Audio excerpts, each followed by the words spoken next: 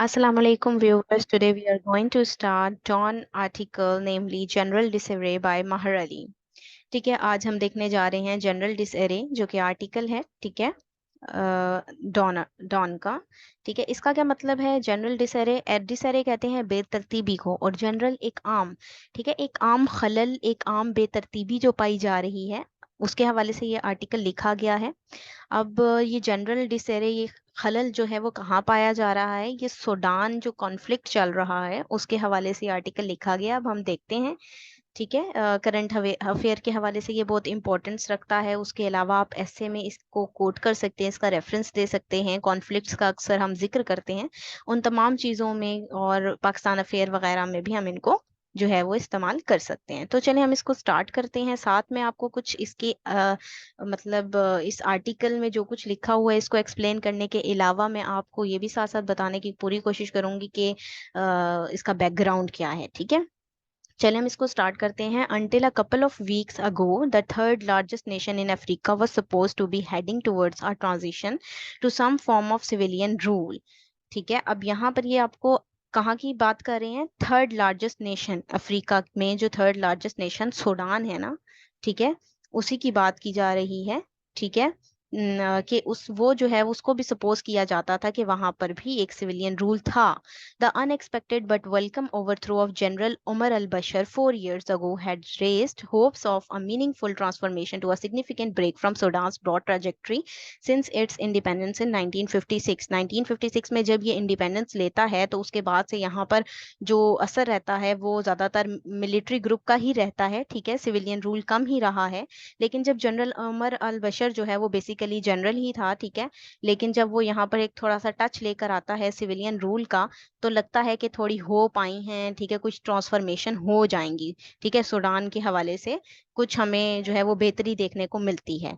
ठीक है, आगे देखते हैं। Rivalry between a couple of generals has not only thwarted, thwarted होता है नाकाम होना, खत्म होना, किसी चीज का नाकाम होना। दैट प्रोस्पेक्ट, प्रोस्पेक्ट होता है इम्कान। ठीक है, बट एम्ब्रॉयल्ड, एम्ब्रॉयल्ड है उलझा हुआ। खर्तूम, खर्तूम दारुल हुकूमत है यहाँ का ही, सूडान का। In the kind of fighting it has not witnessed since colonial conflict more than a century ago. यहाँ पर बता रहे हैं कि जो राइवलरी चलती आ रही है ना दो कपल ऑफ जनरल्स के दरमियान, ठीक है, दो ग्रुप्स बन गए हैं जनरल्स के, वो खत्म होती नहीं दिखाई दे रही, बल्कि ये आम इम्कान लगता है कि खर्तूम जो है वो उलझा रहेगा इस फाइटिंग में। अब वो दो ग्रुप कौन से, आगे चल के हम देखेंगे। The base line dispute is evidently over how long it should take for the rapid support forces, a direct descendant of Ranjaweed militia that wreaked होता है तबाह करना, wreaked havoc in दारफूर, दारफूर भी इलाका है, ठीक है, यहीं का। In the early 2000s to be incorporated into the regular armed forces. अब यहाँ पर आपको वो बता रहे हैं कि हालात बहुत उलझे हुए दिखाई दे रहे हैं, क्योंकि दो तरह के ग्रुप आपको नजर आ रहे हैं। एक इन्होंने बताया यहाँ पर रैपिड सपोर्ट फोर्सेस। अब रैपिड सपोर्ट फोर्सेस कौन सी हैं? ये दो ग्रुप, मैं आपको यहाँ पर थोड़ा सा बैकग्राउंड भी बता देती हूँ। दो ग्रुप, एक रैपिड सपोर्ट फोर्सेस हैं, ये जो है, ठीक है, ये पैरामिलिट्री जो है वो फोर्स है। ठीक है, एक ग्रुप इसका है जिसको लीड कर रहा है दगालो, और दूसरा एक जो मिलिट्री है जो कि सूडान की है उसका ग्रुप है जिसको लीड कर रहा है general Abdel Fattah al Burhan. ठीक है, यानी ये दो ग्रुप बने हुए हैं, दोनों ही चाहते हैं कि उनकी डोमिनेंसी कायम हो जाए सूडान पर। ठीक है, आगे देखते हैं। मतलब वो यहाँ पर यही आपको बता रहे हैं कि इन्होंने एक तबाहकुन शक्ल जो है वो पेश कर रखी है सूडान की यहाँ पे। ठीक है, the main beneficiary of the 2021 coup that replaced a hybrid regime with a junta army chief General Abdel Fattah al Burhan wanted the process to take 2 years। ठीक है, अब जनता पार्टी का यहाँ जिक्र हो रहा है कि जब उमर अल बशर आता है, तो जब वो यहाँ पर जनरल को लेकर आता है, ठीक है, आर्मी जनरल जब यहाँ पर आता है, अब्दुल फतेह अल बुरहान जब यहाँ आता है, तो वो थ्रो करने की कोशिश करता है उमर अल बशर को, और वो किसके साथ मिल जाता है? यही जो आरएसएफ, रैपिड सपोर्ट फोर्सेस का जो लीडर है, ठीक है, जो दारफूर से है, ठीक है, उस दगालो जो है उसके साथ मिलकर उसको थ्रो कर देता है और ये खुद आ जाता है, general Abdel Fattah al Burhan आ जाता है सूडान में। ठीक है, और अब वो यही चाह रहा है कि यहाँ पर वही प्रोसेस अपना जारी रखे। ठीक है, हिज करंट राइवल, अब इसका करंट राइवल कौन बन गया है? वही वही जो इसके उसके अंडर आता था, यानी कि जो सेकंड इन कमांड था, ठीक है, जो कि जनरल मोहम्मद हमदान दगालो जो था। ठीक है, अब वो उसका करंट राइवल बन गया। क्यों? क्योंकि अब वो चाह रहा है कि अब मेरी बारी आनी चाहिए। ठीक है, और अब उसने वो आरएसएफ भी बना ली अपनी। ठीक है, ये पैरामिलिट्री फोर्स इसके अगेंस्ट आई हुई है। Aka Hemedti would prefer to extend the process for a decade, और ये प्रोसेस जो है एक्सटेंड चलता जा रहा है, एक्सटेंड होता जा रहा है। डिस्डेन, डिस्डेन होता है हकीर, डिस्डेन बाय द खरतूम इलीट। अब खरतूम इलीट के अकॉर्डिंग जो है ये डिस्डेन्ड है, यानी इसको हकीर समझा जाता है। किसको? दगालू को।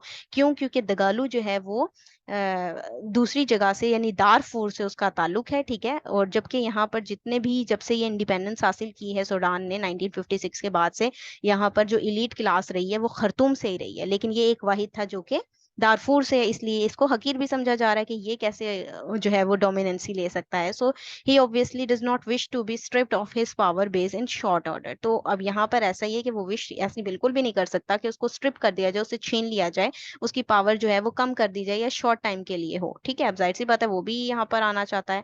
द कॉन्सिक्वेंसेज क्या हैं, जो नतीजा क्या सामने आया हमारे पास? Instead of a UN and US supervised agreement to establish a less ambiguous form of civilian rule, ambiguous यानी बहुत ही उलझा हुआ सिविलियन रूल हमें नजर आ रहा है यहाँ पर, then the unsuccessful hybrid setup that followed Bashir ouster. Ouster होता है बेदखली। ठीक है, आउस्टर यानी कि जो बशर था, उमर अल बशर की बेदखली कब हुई है? 2019 में। 2019 में इसको हटाकर वो जनरल जो है वो आ जाता है यहाँ पर। Has been open warfare on the street of Khartoum, और फिर उसके बाद से 2019 के बाद से एक ओपन वॉरफेयर शुरू हो गया है स्ट्रीट ऑफ खरतूम में, खरतूम की गलियों में।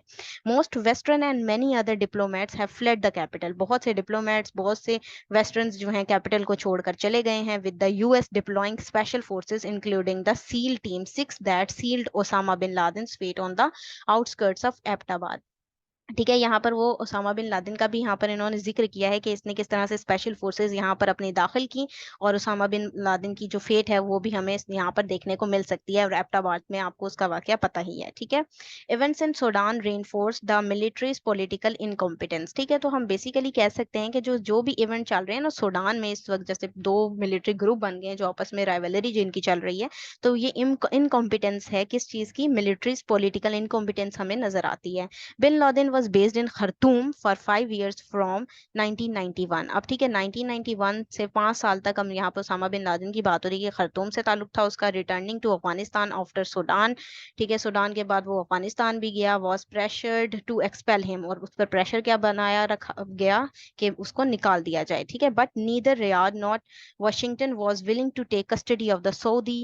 ठीक है, आपको लेकिन कस्टडी लेने के लिए कोई भी तैयार नहीं था, ना रियाज ना ही वाशिंगटन। ठीक है, not with standing his strongly suspected association with Islamist militancy. ठीक है, और फिर ये जो है एक नई मिलिटेंसी हमें नजर आती है जो कि इस्लामिक मिलिटेंसी थी। That's by the by although it's useful to remember that the leading forces in Sudan have dabbled, dabbled होता है छुपा हुआ। ठीक है, अब जो हमें जहाँ पर जो फोर्सेस नजर आती हैं लीडिंग फोर्सेस सूडान में, वो छुपी हुई थी पहले तो सोशलिज्म में, एंड इवन कम्युनिज्म, कम्युनिज्म में भी, एज वेल एज पॉलिटिकल इस्लाम। ठीक है, अब यानी ये इन्होंने चुगा उड़ा हुआ था सोशलिज्म का, कम्युनिज्म का, as well as political Islam का। For instance Jaafar Nimeiry who led a military coup in 1969 posed as a socialist. अब निमेरी की बात की जा रही है जो 1969 में पोस्ट करता है कि वो एक सोशलिस्ट है। Who switched his allegiance, allegiance होता है एलाई होना, ठीक है, साथी होना, दोस्त होना, from USSR to China in the aftermath of purportedly. Purportedly क्या होता है? मुबैना तौर पर। Communist coup attempt against him in 1971। पहले तो उसने अपने आप को यही जाहिर किया कि वो जो है वो सोशलिस्ट है, लेकिन आफ्टर जब इसके बाद ये मुबैना तौर पर इसके साथ ये सलूक किया गया, ठीक है, तो यूएसएसआर और चाइना की तरफ से 1971 में, तो फिर इसने नया चोगा ओढ़ लिया। ठीक है, लेटर डैबल्ड इन इस्लामिज्म। अब इसने डैबल्ड किस चीज में छुप गया? ये इस्लामिज्म की तरफ। इम्पोजिंग शरिया 2 years बिफोर हिज आउस्टर इन 1985। ठीक है, और इसका जो बेदखली कब हुई है? वो 1985 में हो गई है। आगे देखते हैं the post cold war scramble. Scramble होता है कोशिश करना, ठीक है। Scramble for Africa in different from the 19th century variety to the extent that direct colonialization is not intended. ठीक है, अब आपको पता ही है कि पोस्ट कोल्ड वार के बाद से जो है अफ्रीका की तरफ डायरेक्ट कॉलोनियलाइजेशन तो नहीं हो सकती थी, and that his variety of great game, और ये जो ग्रेट गेम चल रही थी has extended beyond European powers से भी ज्यादा एक्सटेंड कर गई। अब इसमें का कौन कौन हिस्सा बन गए? Egypt, Libya, Saudi Arabia, UAE और now part of the mix. ठीक है, अब ये तमाम जो हैं वो इसका मिक्स का हिस्सा बन गए, यानी इस चीज का हिस्सा ये कंट्रीज भी हैं। And Russia which had no obvious interest in the continent in tsarist times is an occasionally forceful participant. ठीक है, अब इसको कोई जो है वो इंटरेस्ट नहीं था रशिया को, लेकिन फोर्सफुल पार्टिसिपेंट ये भी रहा है। ठीक है, the US and UN have been courting both of the key generals who cooperated in 2019 and 2021 but are now at loggerheads. Loggerheads होता है झगड़ा, ठीक है, झगड़े में है। ठीक है, यूएस यूएन जो है वो कोर्टिंग अदालती का एक रोल प्ले कर रहा है यहाँ पर, और possibly locked in a fight to the finish to an expense of civilian population and the interest of Sudan as a nation. मगर इसके जो इसकी हम कह सकते हैं एक्सपेंस कौन दे रहा है? वहां की पॉपुलेशन, सिविलियन पॉपुलेशन झेल रही है इन चीजों को, और इंटरेस्ट किसके सुलभ हो रहे हैं? नेशन के, ठीक है, सूडान की नेशन के। Burhan and Egypt Abdel Fattah al Sisi were contemporaries in military school. अब यहाँ पर बुरहान और जो अब्दुल फतेह इजिप्ट का है, ठीक है, अब अब्दुल फतेह अल सीसी की बात हो रही है, वो दोनों एक ही साथी हैं, कंटेम्पोरेरी समझ लें आप उन्हें, ठीक है, हम असर हैं वो लोग। And Cairo back the Sudanese military. ठीक है, और साइरो किसके साथ है? सुडानीज मिलिट्री के साथ। ठीक है, the Saudis are inclined in the same direction, और सऊदी भी सेम डायरेक्शन में हमें नजर आते हैं, बट हैजिंग देयर बेट्स। ठीक है, अब लेकिन उनकी जो स्ट्रैटेजी है उसके अकॉर्डिंग ही बात की जा रही है। ठीक है, सऊदीज की स्ट्रैटेजी के अकॉर्डिंग वो सुडानी मिलिट्री के साथ हैं। So are the Russians, even though the infamous Wagner group modeled on the American mercenary group Blackwater has collaborated with RSF। ठीक है, RSF मैंने आपको बताया है जो दगालो का है।